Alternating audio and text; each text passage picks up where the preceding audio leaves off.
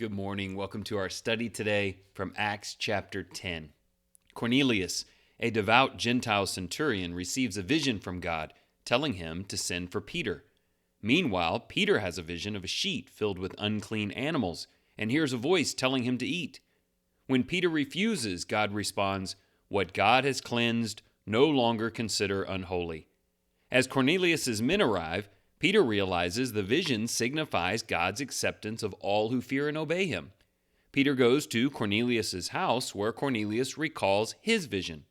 Peter preaches about Jesus, emphasizing that God shows no favoritism and offers salvation to all who believe. As Peter speaks, the Holy Spirit falls on the Gentiles, enabling them to speak in tongues, astonishing the Jewish believers. Peter baptizes them, declaring that they must not be refused baptism and the forgiveness of sins. This is a significant moment where Gentiles are invited into the church, and here are some thoughts for us. God's salvation through Jesus Christ is available to everyone, regardless of ethnicity, culture, or background. We must not allow personal bias to hinder us from sharing God's universal message with all people. Peter's example teaches the church to remove all limitations and boundaries from the gospel's reach. Cornelius illustrates that good, caring people remain lost until they hear and obey the gospel call. People must learn about Jesus and the forgiveness of sins that come through him. The outpouring of the Holy Spirit marked a unique event, forever uniting different groups as equals in the church. Our responsibility is to demonstrate this in how we teach and baptize, as well as whom we fellowship and serve in the kingdom. Here's some thought questions to benefit you on that journey today. Question 1, do you know anyone like Cornelius who is kind and God-fearing but has not surrendered to Jesus? If so, how can you help? So think evangelistically in terms of those who believe and just need some guidance to the truth.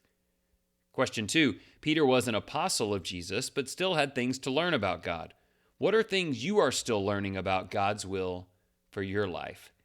I ask this because once we are Christians, sometimes we think we're kind of arrived at some place, but like Peter, there's still so much to learn, and maybe even that same message about others who are in Christ with us and how we should treat them. Question 3, why was the Holy Spirit falling on Cornelius such a unique event? What was the purpose, and how does that explain why this does not happen today?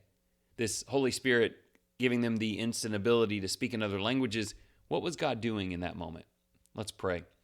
Benevolent Father, you went to great lengths to bring salvation in Jesus to Cornelius.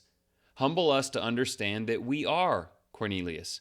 We are Gentiles who would have no hope, regardless of our good deeds, except for the saving grace of Jesus Christ and his cleansing power. Thank you for showing no partiality and for your willingness to welcome all who fear you and do what is right.